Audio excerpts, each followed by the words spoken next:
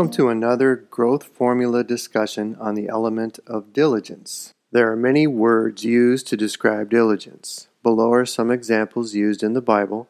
Click the links below and read many verses to understand the patterns within them.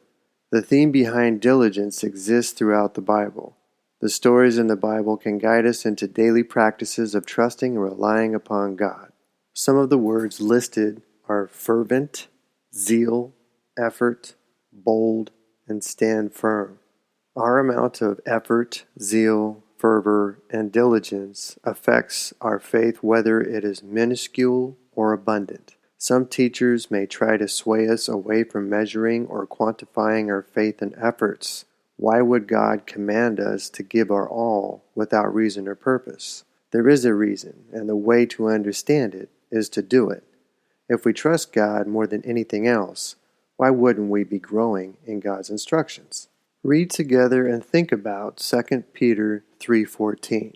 Therefore, beloved, looking forward to these things, be diligent to be found by Him in peace, without spot and blameless. God knows we're imperfect, but what's important is how well are we growing and working towards perfection. So how well are we improving to be found in peace? How well are we improving to have peace within our minds, hearts, and souls? Does peace flow out from us? Are we without spot and blameless? Could we apply ourselves more to moving in that direction? Luke 13:24 NIV, make every effort to enter through the narrow door, because many, I tell you, will try to enter and will not be able to. At BibleHub.com, the Greek definition for the New Testament of diligence is to make haste. Merriam-Webster.com defines diligence as steady, earnest, and energetic effort, persevering application. Perhaps the great commandment of God uses the word all to describe what sort of effort or strength we are to apply, and perhaps it is used 3 times for clarity, so we don't miss it. As we invest our time growing, we will need to also invest our all. The elements work together. As mentioned in the last talk on the element of time, Michael Phelps spent hours in the pool every day. If Michael Phelps got in the pool and just sat at the stairs, he would have little growth, training, or strengthening. He would prune up for no reason. Yet he could still boast about being in the pool for 3 hours a day, 7 days a week. Think about and discuss with your group. What is it like to show up for a group or lesson with little focus or attention? How would such behavior affect our learning? Is just showing up good enough for continued spiritual growth? How well we apply ourselves with our time affects our rate of growth. Please keep in mind that in many cases, beginning attendance requires more effort than continued attendance. Once we have adapted to an action, it will require less effort to repeat it, so we can add something new to our efforts toward growth. Read and think about Mark 12:41 through 44. Jesus is describing how the woman gave more, but she didn't if we're only looking at the money. Jesus is not passing judgment based upon the amount of money. Jesus is judging by the effort, heart, mind, and faith.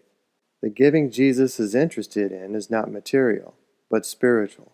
How much are we willing to give from our being or soul is what is important. See also John 15. Think about Romans 12:11, not lagging in diligence, fervent in spirit, serving the Lord.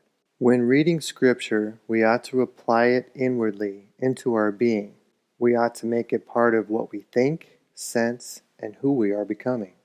Romans 14:19 in the NIV says, let us therefore make every effort to do what leads to peace and to mutual edification. The Bible is calling us toward inward action and effort that could seem demanding or even impossible. Most of us can improve our diligence.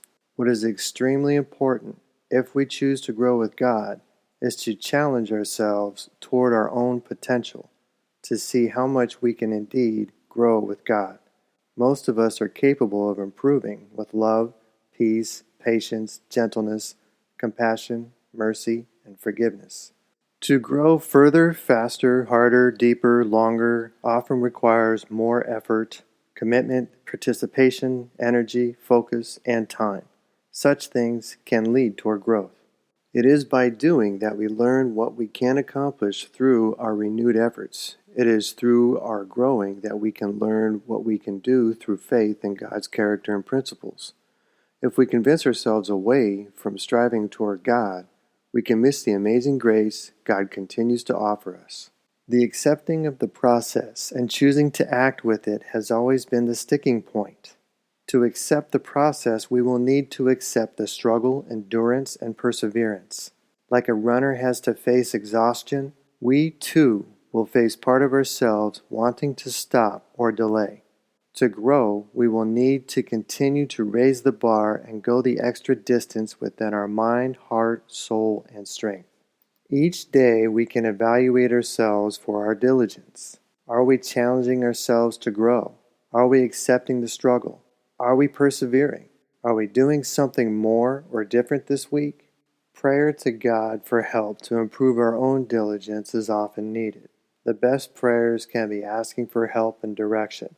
Starting the day humbling ourselves and praying for help can be the best way to begin. Then we can listen, persevere, and apply ourselves more vigorously to experience and learn what God's character can teach us.